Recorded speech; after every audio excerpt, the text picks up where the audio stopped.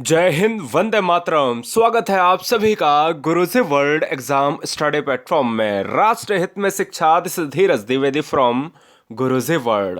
दोस्तों, आज की सुपर फास्ट वीडियो में हम भारत के संपूर्ण भूगोल की बात करेंगे और 111 ऐसे महत्वपूर्ण क्वेश्चन, चुनिंदा क्वेश्चन लिए हैं जो एग्जाम में बदलते पैटर्न के साथ ट्रेंड होने वाले हैं। तो चलिए बहुत शिद्दत के साथ इस वीडियो को सुपर फास्ट तरीके से वॉच करेंगे। जहां पर मैप की ज़रूरत होगी वहां पर मैप भी लिया है, समझाऊंगा भी, लेकिन वीडियो बहुत तेज़ी से ख़त्म करेंगे। आज इस वीडियो के 15 से 20 मिनट आपके एग्ज़ाम में चार चांद लगाने वाले हैं। देखिएगा, पहला क्वेश्चन एग्जाम के लिए बेहद इंपॉर्टेंट क्या है कि अगर पूछा जाए कि पूरे होल वर्ल्ड यानी संपूर्ण विश्व का कितना क्षेत्रफल भारत का कितना क्षेत्रफल कवर करता है, मतलब क्वेश्चन क्या कह रहा है, ध्यान दीजिएगा कि भारत का क्षेत्रफल विश्व के कुल भौगोलिक क्षेत्रफल का कितना प्रतिशत है, तो वो है 2.4%। ये एग्जाम में इतनी ज्यादा वैल्यू पूछी जाती है, एक प्रतिशत वाली और एक आपका जो है क्या, एक एरिया वाली और एक पॉपुलेशन वाली। तो समझ लीजिएगा कि पूरे वर्ल्ड में जो स्थान कवर करता है भारत, यह भारत 2.4% अकेले कवर करता है। समझिएगा, इतना बड़ा राष्ट्र, जन कितने देश हैं दोस्तों। और अगर पूछा जाए जनसंख्या के मामले में कितना कवर करता है पूरे वर्ल्ड में, तो अकेले पूरे वर्ल्ड में 17.5% यह कवर करता है। पॉपुलेशन के हिसाब से चीन के बाद भारत दूसरा ही स्थान है, यह बात दिमाग में रखिएगा। अगला क्वेश्चन तीसरा है, सर्वप्रथम इंडिया शब्द का प्रयोग भारत के लिए किस भाषा में किया गया। दोस्तों, यह क्वेश्चन भी एग्जाम के लिए पॉइंट वाला है। समझना है कि अगर हम वर्ड के तौर पर इस क्वेश्चन को समझें तो यहां पर प्राचीन काल से पूछा गया है। देखिएगा, अगर हम ग्रीक भाषा की बात करें तो हम ग्रीक से लगाएंगे। हम इंडस वैली भी पढ़े हैं, इंडस वाला जो पार्ट है ना दोस्तों, उसमें बहुत अच्छी विस्तृत व्याख्या देखने को मिलती है। फिलहाल यहां पर इंडिया शब्द का प्रयोग भारत के लिए किस भाषा में किया गया, तो ग्रीक। और अगर संविधान की दृष्टि से देखा जाए तो संविधान में जो भारत का अर्थ है अनुच्छेद 1 में दिया गया है, अर्थात इंडिया अर्थात भारत। भारत किस गोलार्ध में स्थित है, तो उत्तरी पूर्वी गोलार्ध में। क्यों उत्तरी पूर्वी गोलार्ध में, क्योंकि अगर यह है पूरा वर्ल्ड तो यहां पर 0 डिग्री है और यहां पर भारत है दोस्तों। और यह क्या है, यह दोस्तों नॉर्दर्न ईस्टर्न पार्ट है दोस्तों, यह बात आपको याद रखना है। चलिए क्वेश्चन नंबर 5 क्या है, भारत की उत्तर से दक्षिण लंबाई। यह नॉर्थ होता है, यह साउथ होता है, यह ईस्ट होता है, यह वेस्ट होता है। यह कह रहा है कि इसकी लंबाई आप बता दीजिएगा। जम्मू से लेकर हम कन्याकुमारी तक की अगर हम बात करेंगे तो 3214 किलोमीटर है। और यहां अरुणाचल प्रदेश से हम गुजरात की बात करेंगे तो 2933 किलोमीटर है, क्योंकि यह है पूर्व से पश्चिम। वही पूछ रहा है, अगर पूर्व से पश्चिम पूछे तो 2933, अगर उत्तर से दक्षिण पूछे दोस्तों तो 3214। ठीक है ना, ये याद रखिएगा। दो वैल्यू आपको तटीय भी याद रखनी है जो एग्जाम में सबसे ज्यादा बवंडर मचा के रखी हैं कि भारत की स्थलीय सीमा की लंबाई कितनी है, तो 15,200 किलोमीटर। ये स्थलीय सीमा क्या है, दो स्थलीय सीमा वो स्थलीय सीमा होती है जो आपके जल से नहीं लगती है। भारत की तटीय रेखा की लंबाई कितनी है दोस्तों, तो आपको बता दूं कि तटीय रेखा की लंबाई वो रेखा है जहां पर आपके समुद्र से लगा हुआ पार्ट या जल से लगा हुआ पार्ट देखा जाता है, उसकी है 6100 किलोमीटर है। ठीक है, चलिए द्वीपों सहित भारत की अगर हम पूरी तटरेखा की लंबाई देखें तो 7516 किलोमीटर। ये एग्जाम में फैक्ट बहुत ज्यादा पूछा गया है। भारत का धुर यानी दक्षिणी भाग, धुर का मतलब है कि ये जो धुर है दक्षिणी भाग है वो भूमध्य रेखा से कितनी दूर है। देखिए अभी मैंने बताया कि भारत की जो स्थिति है वो कुछ इस प्रकार है, वो कुछ इस प्रकार है। तो यही पूछ रहा है कि नीचे अगर भैया यहाँ 0 डिग्री होएगी, सिंपल सी बात है, और अगर यहां 0 डिग्री होएगी तो आप ये बताओ कि इसकी जो लंबाई है, इसकी जो दूरी है, वो डिस्टेंस कितनी है, वो दोस्तों यही 876 किलोमीटर तय करेगी। यानी 876 किलोमीटर पर जो है हमारी 0 डिग्री है, जिसको भूमध्य रेखा कहते हैं, जिसको इक्वेटर या विषुवत रेखा का नाम देते हैं। भारत में कुल कितने राज्य समुद्र के साथ लगे हुए हैं, तो गुजरात पहला लगा है, महाराष्ट्र दूसरा लगा है, गोवा तीसरा लगा है, कर्नाटक चौथा लगा है, पांचवा केरल लगा है, छठा तमिलनाडु लगा है, सातवां आंध्र प्रदेश लगा है, आठवां उड़ीसा लगा है और पश्चिम बंगाल 9वां लगा है। सारी चीजें देखिए बता दी, तो 5 इधर राज्य हैं, 4 उधर राज्य हैं, 9। ये मैप का कमाल होता है। चैनल को सब्सक्राइब कर लो बहुत शिद्दत के साथ सुपर फास्ट पढ़ने के लिए।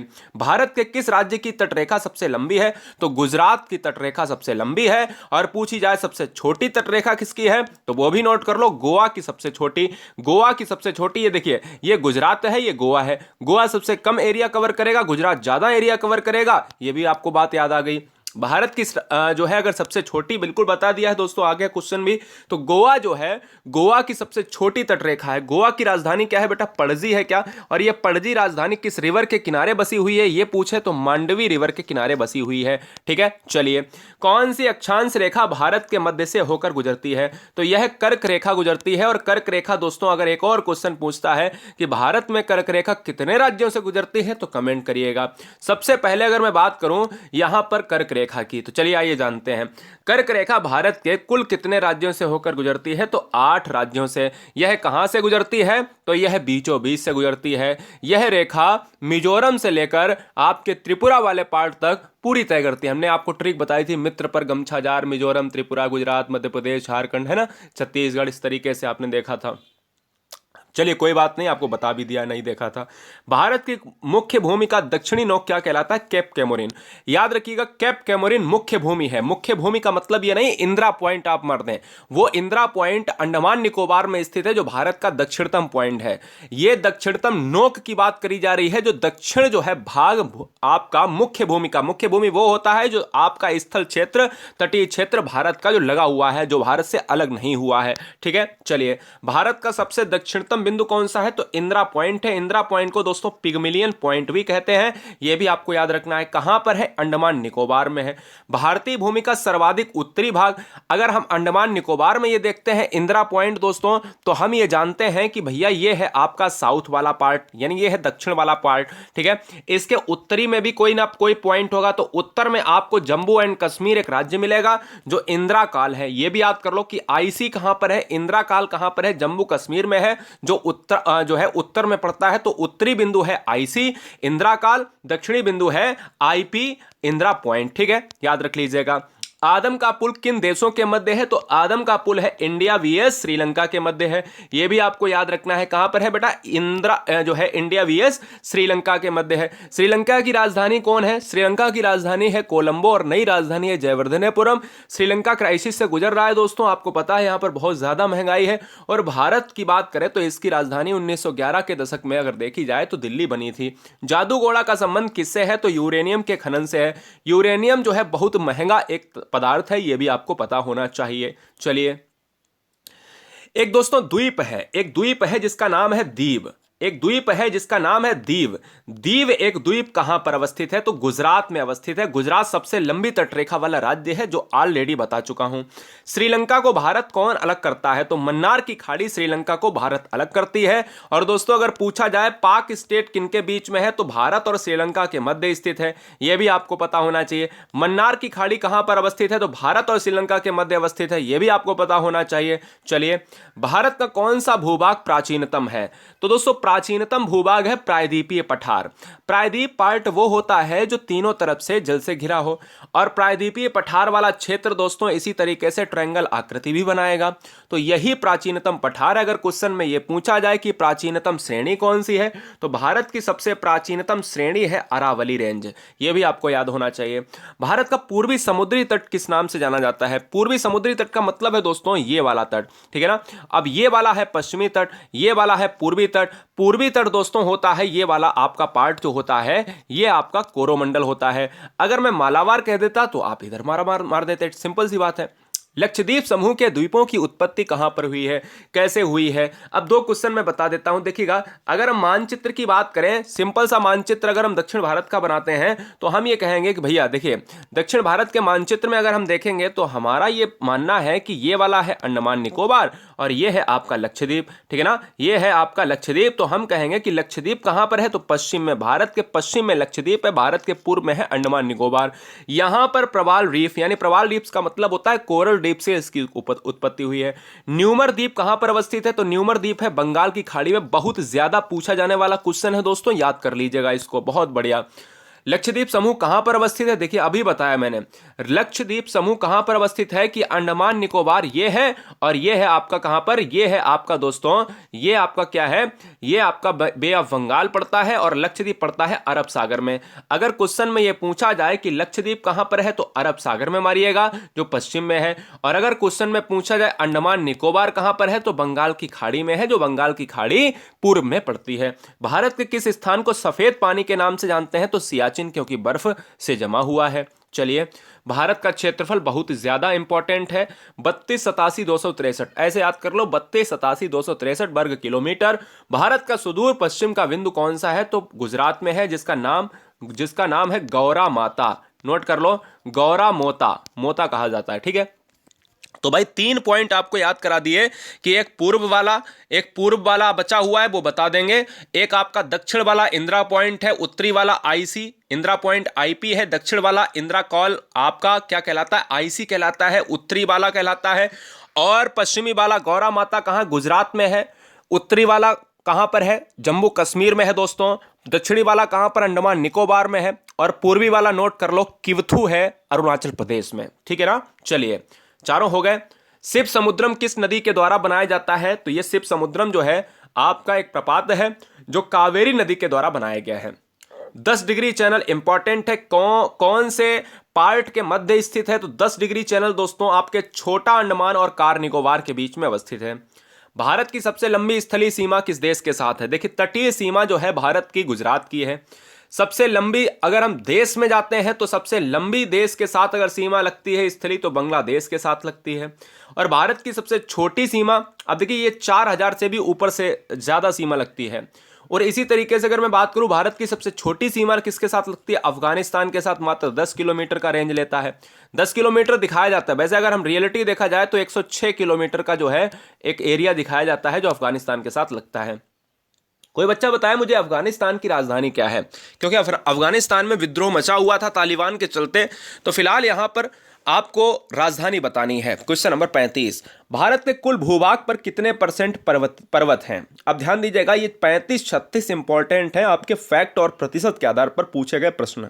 देखिए, अगर क्वेश्चन में पूछा जाए कि कितने % पर्वत हैं, तो 11% भारत के क्षेत्रफल में पर्वत का एक जो है लेखा जोखा देखा जाता है।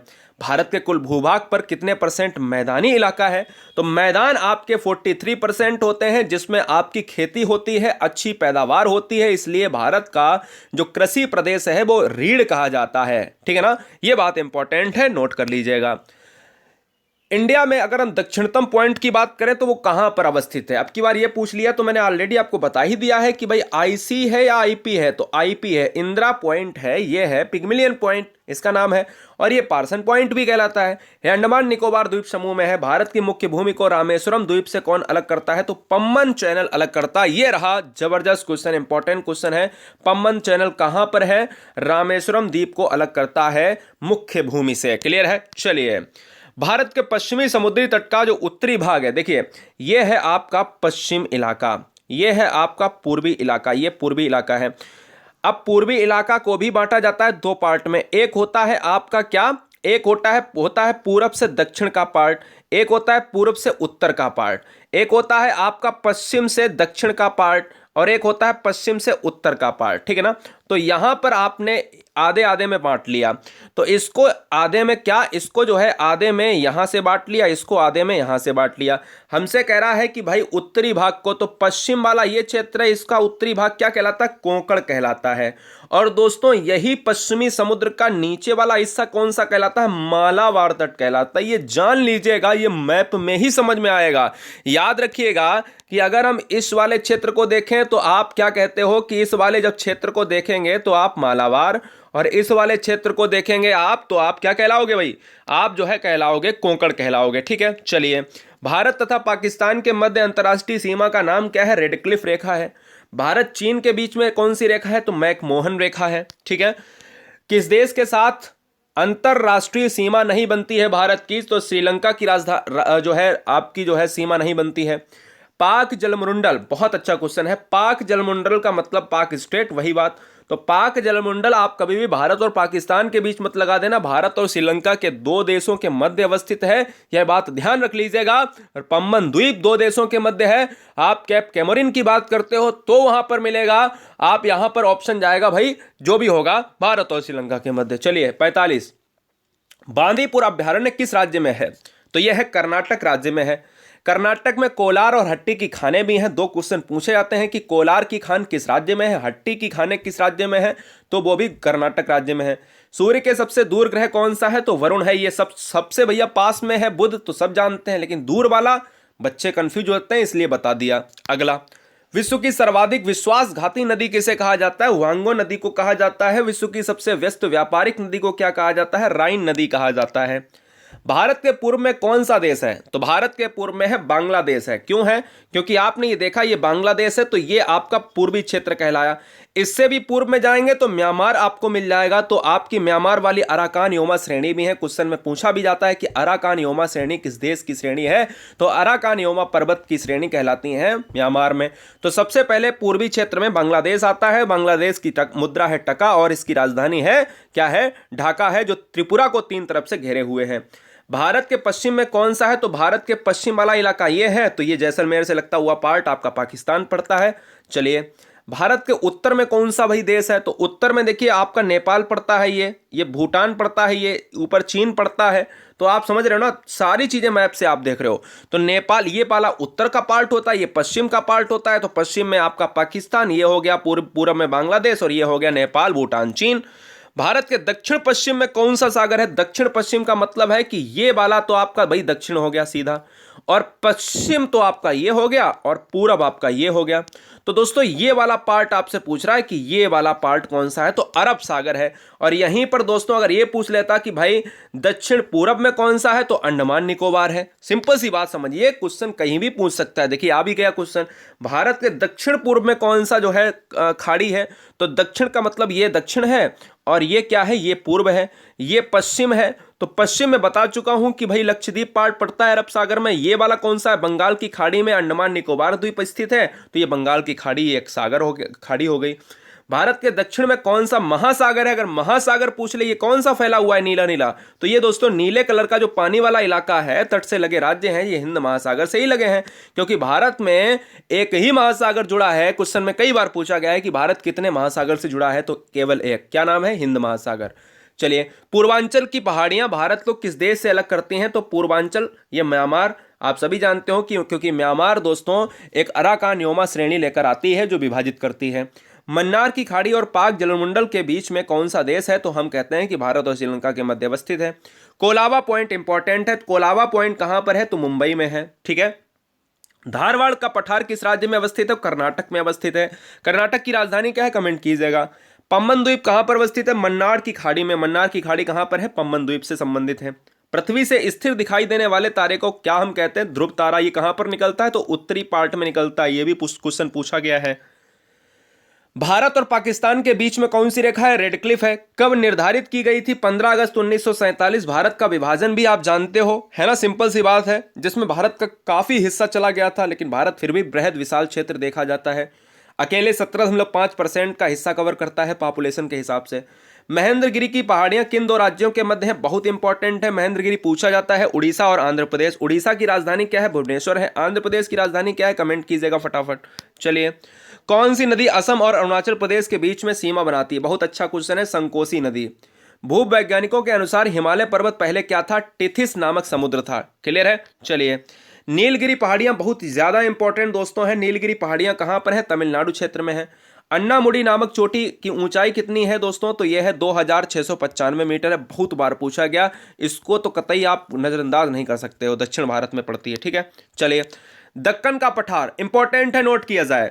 दक्कन का पठार किन राज्यों में स्थित है? दक्कन का पठार कौन कौन से राज्य कवर करते हैं? एक महाराष्ट्र, मध्य प्रदेश, गुजरात, कर्नाटक, आंध्र प्रदेश। 1 2 3 4 5 राज्य दक्कन के पठार को कवर करते हैं। धारवाड़ का पठार किस राज्य में अवस्थित है? तो कर्नाटक में अवस्थित है। ठीक है, नोट कर लीजिएगा। कर्नाटक में चंदन का उत्पादन सर्वाधिक होता है। कर्नाटक में कॉफी का उत्पादन सर्वाधिक होता है। सोने का उत्पादन होता है। कोलार और हट्टी की सोने की ही खाने हैं। ठीक है। अंडमान निकोबार द्वीप समूह की सबसे ऊंची चोटी कौन सी है? सैंडल पीक है। ये कहां पर पड़ती है? ये अंडमान निकोबार में यहां पर पड़ती है। आप पूर्व क्षेत्र में देखते हो। मंगलौर से कन्याकुमारी तक का तटीय क्षेत्र क्या कहलाता है? तो मंगलौर से कन्याकुमारी तक का तटीय जो क्षेत्र कहलाता है वो मालाबार तट कहलाता है। ठीक है। चलिए, आंध्र प्रदेश की पुरानी राजधानी कौन सी थी? तो कुर्नूल है। नई राजधानी कमेंट करके बताइए। 1953 एक ऐसा समय था दोस्तों, 1953 से 1956 के दशक में, जो भारत का एकमात्र ऐसा राज्य जो भाषा के आधार पर अलग हुआ था वो कौन सा था? आंध्र प्रदेश था। आंध्र प्रदेश 2014 में जो है किससे अलग हुआ? तेलंगाना से अलग हुआ। यह भी आपको याद रखना है। सतपुड़ा की पहाड़ियां किस राज्य में है? तो मध्य प्रदेश में है। राजधानी क्या है बेटा? भोपाल है क्या? कमेंट कीजिएगा। मध्य प्रदेश को क्या कहा जाता है? बाघों का राज्य कहा जाता है, टाइगर स्टेट कहा जाता है। दक्षिण गंगोत्री क्या है? तो ये बहुत इंपॉर्टेंट है। अंटार्कटिका में जो है भारतीय वैज्ञानिक अनुसंधान केंद्र, अंटार्कटिका एक श्वेत महाद्वीप माना जाता है जहां पर बरस भर बर्फ जमी रहती है। तो आपको मैं बता दूं कि वहां पर बहुत से देशों के अन्य अन्य उनके जो नाम हैं उनके आपके अनुसंधान केंद्र हैं। इसलिए भारत ने भी एक अनुसंधान केंद्र वहां पर स्थापित किया है खोज करने के लिए, जिसका नाम है दक्षिण गंगोत्री। याद रखिए। भारत का क्षेत्रफल की दृष्टि से पहला कौन सा है? राजस्थान है। दूसरा कौन सा है? मध्य प्रदेश है। याद कर लीजिएगा। सियाचिन ग्लेशियर, सियाचिन को सफेद पानी के नाम से जानते हैं? पहला पॉइंट हो गया। यह सियाचिन ग्लेशियर भारत के किस राज्य में है? जम्मू कश्मीर में है। भारत में यारलुंग तांग्सपो नदी, जिसको हम क्या कहते हैं? जिसको हम कहते हैं भैया, जल्दी से बताइए, तिब्बत में क्या कहते हैं? सांगपो वगैरह कहते हैं क्या? कमेंट कीजिएगा फटाफट, ठीक है। इसलिए हम ब्रह्मपुत्र को हम यहां पर पार्ट लगाएंगे। ब्रह्मपुत्र और गंगा सबसे बड़ा डेल्टा, यानी ब्रह्मपुत्र और गंगा मिलकर सबसे बड़ा विश्व का डेल्टा बनाती हैं, जिसका नाम है सुंदरवन डेल्टा। कहां पर बनाती हैं? पश्चिम बंगाल क्षेत्र में बनाती हैं। नोट किया जाए। भारत का सबसे ऊंचा जलप्रपात कौन सा है? जोग जलप्रपात है। इसको महात्मा गांधी जलप्रपात भी कहते हैं, ठीक है ना। मैटूर बांध किस राज्य में अवस्थित है? तमिलनाडु में। दोनों इंपॉर्टेंट, बहुत ही जबरदस्त है पॉइंट। नोट किया जाए दोस्तों, ये याद रखिएगा। ये कौन सी नदी पर है? ये दोस्तों शरावती नदी पर है। कौन सी नदी पर है? शरावती नदी पर है। ये नोट कर लीजिएगा। हिमालय की ऊंची चोटी कंचनजंगा कहां पर अवस्थित है? सिक्किम में है। राजधानी क्या है सिक्किम की? गंगटोक है। सिक्किम एक ऐसा राज्य है जो भारत में कम जनसंख्या के लिए जाना जाता है। सबसे कम जनसंख्या सिक्किम की है, सबसे कम क्षेत्रफल गोवा का है। नोट कर लीजिएगा। केरल राज्य किस खनिज के लिए सर्वाधिक प्रसिद्ध है? दोस्तों हमने एक पोल कराया था, हमने कहा था कि भारत में कौन सा राज्य सबसे कम जनसंख्या वाला है। उसमें 83% लोगों ने गोवा मारा था। अब आप समझो कि 83% गोवा मारा था, जो आंसर गलत था, ठीक है ना।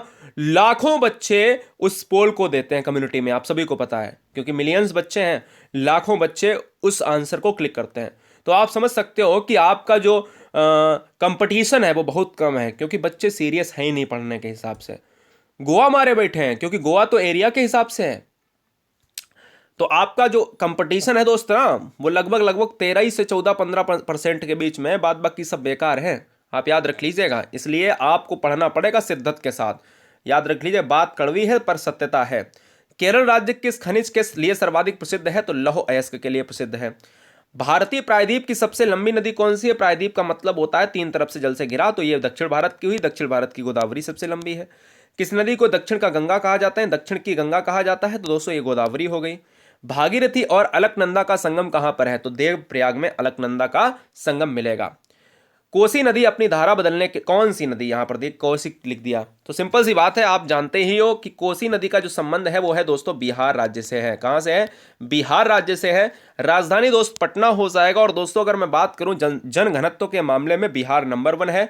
और साथ ही साथ कौन सी नदी अपना मार्ग बदलने के लिए प्रसिद्ध है? तो कोसी नदी। बिहार का शोक किसे कहा जाता? तो कोसी नदी, ठीक है ना, याद रखना है। चलिए, ज्वार मुहाना यानी ज्वार नदीमुख मुहाना कौन सी नदी बनाती है? तो ये नर्मदा नदी बनाती है। सतपुड़ा और जो है विंध्याचल के बीच में, या विंध्याचल होना चाहिए, सतपुड़ा और विंध्याचल के बीच में कौन सी नदी है? तो ये नर्मदा। नर्मदा से दोनों क्वेश्चन हमने ये आपको बता दिए, ठीक है ना। नर्मदा, ताप्ती, माही, लूनी, घग्गर, ये सभी क्या हैं? ये डेल्टा नहीं बनाती हैं, पश्चिमी प्रभाव वाली नदियां हैं। सूरत किस नदी के किनारे स्थित है? तो ये ताप्ती नदी के किनारे स्थित है। भारत की किस नदी में अंतर्देशीय जल निकासी है? तो दोस्तों लूनी नदी है। लूनी, माही, घग्गर, ये लूनी नदी दोस्तों एक लवड़ी नदी भी है, यानी नमक वाली नदी। क्वेश्चन में पूछा जाता है नमक वाली नदी किसे कहा जाता है। भारत का सबसे ऊंचा बांध कौन सा है? तो यह है आपका भाखड़ा नागल बांध। किस नदी पर है? तो यह है सतलज नदी पर है। 2 क्वेश्चन बने। किस राज्य को तालाब सिंचाई की पारंपरिक क्षेत्र, यानी तालाब सिंचाई का पारंपरिक क्षेत्र माना जाता है, कि परंपरा है दोस्तों तालाब की सिंचाई करने का? तो तमिलनाडु में। याद रखिएगा, तमिलनाडु इंपॉर्टेंट फैक्ट है। चेन्नई इसका कैपिटल हो जाएगा। चलिए, गंगा डेल्टा के मैंग्रोव वनों को क्या कहते हैं? तो गंगा डेल्टा के मैंग्रोव वनों को कहते हैं सुंदरबन, जो पश्चिम बंगाल वाले एरिया में अवस्थित हैं। हरियाणा में प्रसिद्ध पक्षी अभ्यारण्य कौन सा है? तो सुल्तानपुर। या क्वेश्चन में पूछ सकता है कि सुल्तानपुर पक्षी अभ्यारण्य किस राज्य में है? तो हरियाणा में है। एक और चीज याद कर लीजिएगा, सबसे कम भारत में वन कहां पर है? भारत में जो वन है सबसे कम है वो है हरियाणा में। सबसे ज्यादा दोस्तों एरिया के हिसाब से कहां पर है? मध्य प्रदेश में है। ये भी नोट कर लीजिएगा, ठीक है। चलिए, काजीरंगा राष्ट्रीय उद्यान किसके लिए प्रसिद्ध है? गैंडा के लिए प्रसिद्ध है। एक सींग वाला गैंडा मिलता है। भारत में समुद्री गाय बायो रिजर्व क्षेत्र में पाई जाती है। समुद्री गाय कहाँ पर पाई जाती है? तो यहाँ मन्नार की खाड़ी में पाई जाती है। बगान कृषि का उत्पादन करता है। बगान दोस्तों गैर खाद्य फसलें उत्पादित करता है, ठीक है, याद रखिएगा। जोग जलप्रपात किस नदी पर है? ये देखिए नदी पूछ ली है इस बार, तो शरावती नदी पर है। पहले क्या पूछा था? ये सबसे बड़ा जलप्रपात कौन सा है? तो जोग जलप्रपात है, जिसको हम गरसोप्पा जलप्रपात भी कहते हैं। महात्मा गांधी जलप्रपात इसका नाम बदलकर कर दिया गया है। खेतड़ी किसके लिए प्रसिद्ध है? कापर। अब दोस्तों ये बताओ खेतड़ी है कहाँ पर? खेतड़ी कहाँ पर है? कमेंट कीजिए आप, जल्दी से बताइए। असम राज्य में परिचालित रिफाइनरी की संख्या कितनी है? तो असम में है 4, और असम में मानस अभ्यारण्य है। असम में मानस अभ्यारण्य है, काजीरंगा अभ्यारण्य है, गर्म पानी अभ्यारण्य है। दक्षिण भारत की सबसे ऊंची चोटी कौन सी है? देखिए आ गया, अन्नामुडी है, जो आपकी 2600 से भी ज्यादा इसकी मीटर में ऊंचाई है। कौन सी नदी ओडिशा में अपना डेल्टा बनाती है? महानदी। दोस्तों आपको मैं बता दूं कि महानदी जो डेल्टा बनता है वो ओडिशा में बनता है। ये क्वेश्चन एग्जाम में पूछा भी गया है, और आपको ये यहां पर बताना होगा कमेंट बॉक्स में कि भारत का जो सबसे लंबा जो बांध है वो कौन सा है। कमेंट कीजिएगा, क्या हीराकुंड है? और दोस्तों आपको मैं बता दूं कि हीराकुंड जो बांध है वो आपका महानदी से संबंधित है। 101 लास्ट के 11 क्वेश्चन आपके स्क्रीन पर। मंगल की परिक्रमा करने वाला भारत ही नहीं, पूरा मतलब पूरा एशिया जो है पूरे ये 100 देश जो लगते हैं एरिया वाइज, उनमें ही नहीं बल्कि पूरे एशियाई देशों में अगर हम देखा जाए तो भारत ने डंका बजाया था। ये आपको पहले भी बताया था। मंगल को हम लाल ग्रह कहते हैं, रीजन क्या है? रेड ऑक्साइड है, ठीक है ना। प्रकाश को सूर्य तक, यानी प्रकाश को सूर्य से पृथ्वी तक पहुंचने में आपको पता है कि लगभग चंद्रमा और अगर पृथ्वी के बीच की बात करें तो 1.22 सेकेंड लगते हैं, जबकि सूर्य से पृथ्वी तक का जो प्रकाश होता है वो 8 मिनट 22 सेकेंड लगते हैं, या 8 मिनट 20 सेकेंड लगते हैं, लगभग वही है। सूर्य की सतह का तापमान 6000 डिग्री सेल्सियस होता है, और उसके बाहर के पार्ट को क्या कहते हैं? कोरोना कहते हैं। सूर्य की ऊर्जा का स्रोत क्या है? परमाणु संलयन। परमाणु संलयन क्या है? जब दो नाविक या दो से अधिक नाविक मिलते हैं तो संलयन होता है, और हटते हैं तो फिर भैया टूटते हैं तो वो खंडन होता है। उष्णकटिबंधीय घास स्थल को क्या कहा जाता है? तो सवाना। ये सवाना घास स्थल कहा जाता है, ये नोट कर लीजिएगा, सवाना, ठीक है ना। ये कहां पर पढ़ते हैं आपके? तो ये दक्षिण अफ्रीका वाले पार्ट में पढ़ते हैं। शब्द स्टेप किस बायोफील्ड से जुड़ा है? तो स्टेप घास के मैदान से जुड़ा है। स्टेप का मतलब होता है स्टेपी घास के मैदान, और स्टेपी घास के मैदान होते हैं यूरोप प्लस एशिया में। यूरोप और एशिया में ये स्टेपी घास के मैदान पाए जाते हैं, तो इसलिए स्टेप शब्द किससे जुड़ा है? घास के मैदान, ग्रास फील्ड से। लेटराइट मिट्टी किस राज्य में पाई जाती है? तो केरल और महाराष्ट्र में पाई जाती है। केरल साक्षरता में नंबर 1 है, ये भी नोट कर लीजिएगा। भारत के मिट्टी विस्तार का सर्वाधिक क्षेत्रफल है जलोढ़ मिट्टी है। कितना परसेंट है दोस्तों? 43% है, 43 से 46%, याद कर लीजिएगा। जलोढ़ मिट्टी को हम कांप मिट्टी भी कहते हैं, कांप मिट्टी या दोमट मिट्टी कहते हैं। इसको हम उपजाऊ मिट्टी के नाम से जानते हैं। भारत में मिट्टियों का प्रकार कितना है? 8 प्रकार की भारत में मिट्टियां पाई जाती हैं। कृषि अनुसंधान केंद्र ICAR ने इसका जो है व्याख्या करी है। भारत में चंदन के वृक्ष सर्वाधिक पाए जाते हैं कर्नाटक में, और सदाबहार किस्म के जंगल कहाँ पर पाए जाते हैं? भूमध्य रेखीय क्षेत्र में। जो भूमध्य रेखीय क्षेत्र होता है ये वाला पार्ट है ना, ये वाला पार्ट होता है पृथ्वी के बीचों बीच का क्षेत्र। और दोस्तों है पेट्रोलॉजी किसका अध्ययन है? तो पेट्रोलॉजी जो अध्ययन है वो है चट्टानों का अध्ययन। तो मैं ये कह सकता हूं कि हमने बहुत शिद्दत के साथ चीज़ों को पढ़ा है। अच्छा, पेट्रोलॉजी ये है चट्टानों का, और ये आपका मिट्टी का है पेडोलॉजी, ठीक है ना, ये आपको याद रखना है। तो दोस्तों कैसा लगा ये वीडियो? आप देख रहे होगे 28 मिनट के अंदर हमने पूरे वीडियो को समाप्त किया है, धुआं किया है। हम उम्मीद करते हैं इस वीडियो में आने वाले सभी बच्चे बहुत ही गहन अध्ययन के साथ बहुत ही सुपर फास्ट तरीके से चीज़ों को देखे होंगे, और 111 क्वेश्चन आपके एग्जाम में 4 चांद जरूर लगाएंगे, अवश्य लगाएंगे। ये विश्वास रखिए, क्योंकि विश्वास पर दुनिया चलती है, चीज़ें विश्वास पर ही अडिग हैं। चैनल को सब्सक्राइब करने के लिए बहुत बहुत धन्यवाद आप सभी का। आप सभी बहुत ही मुस्कुराते रहिएगा, यानी बहुत ही स्वस्थ रहिएगा, और एकदम से कहीं ना कहीं बिल्कुल एकदम से अपने दिमाग से जो भी फितूर भरा हुआ है कि भाई डिप्रेशन है, एग्जाम का डिप्रेशन है, ये सब निकाल दीजिएगा, है ना। क्योंकि डिप्रेशन से अगर आपका फ़ायदा होता है तो खूब लीजिए, और नुकसान होता है तो बिल्कुल मत लीजिए। सिंपल सी बात है। तो चलिए मिलते हैं नेक्स्ट वीडियो में, तब तक के लिए जय हिंद, वंदे मातरम।